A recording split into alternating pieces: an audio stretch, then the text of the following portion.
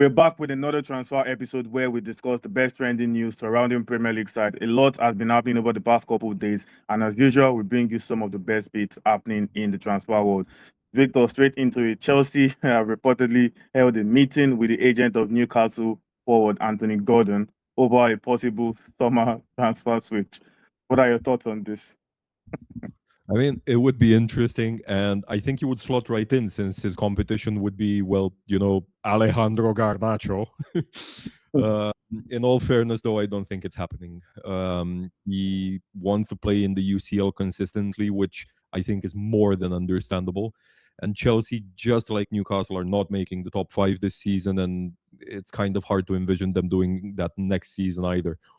Bayern, I think, is the most likely destination for him, which is a bit of a pity seeing him leave the Prem. But yeah, I don't think Chelsea would be a good idea for Gordon at this stage in his career.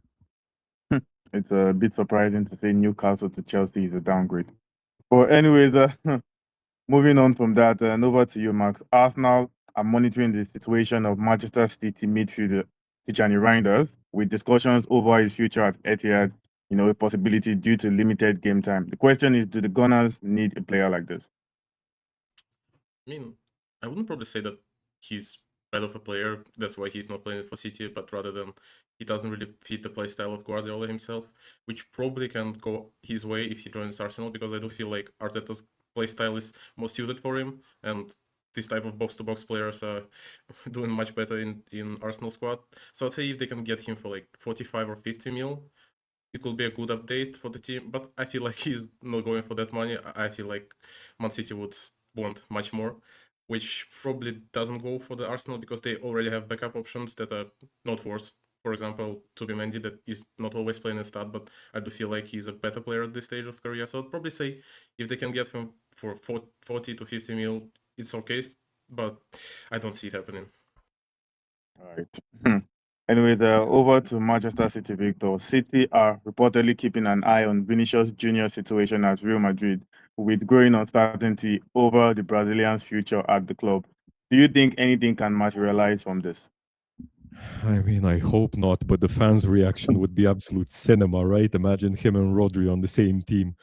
No, I don't think anything can come of this. It just seems like one of those rumors that is just there because there are not many teams who could afford him, and because of his situation with Real Madrid at the moment. If he does leave Real, I think Saudi Arabia seems like a far more likely destination than Man City. Besides, Guardiola already has very good wingers. Like for like on the left hand side, Doku, he started adding goals and assists to his game more consistently recently. And I don't think there would be much use for Vinicius in the Man City squad. And personally, I would rather not see him in the Prem. I think he brings far too much drama for it to be worth it. Fair enough. I mean, the Prem likes drama, though, right? But Yeah, but at the same time, this one just feels so like it's got all its undertones, and I don't think yeah, it's a good idea in general. yeah, fair point.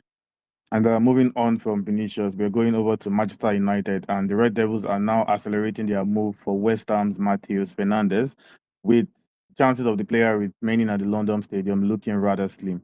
Would he be a good addition to United or not? I mean, 100%.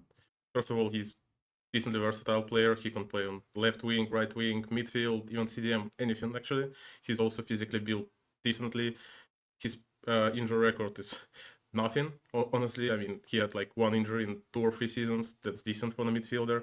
Also, he would come cheap because most likely West Ham is relegating and the price will go cut at least for the 50%, I guess.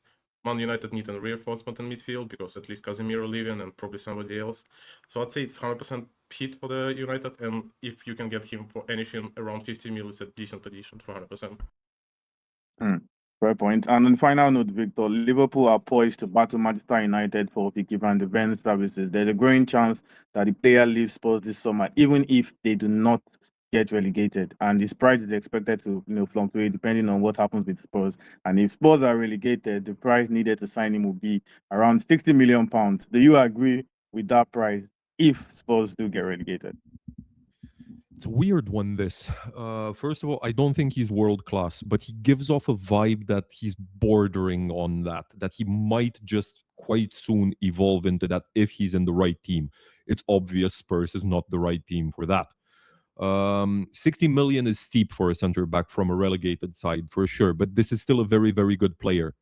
Both Liverpool and United clearly need someone in that position this summer. So Spurs are still going to feel confident asking for that kind of money, even if they go down.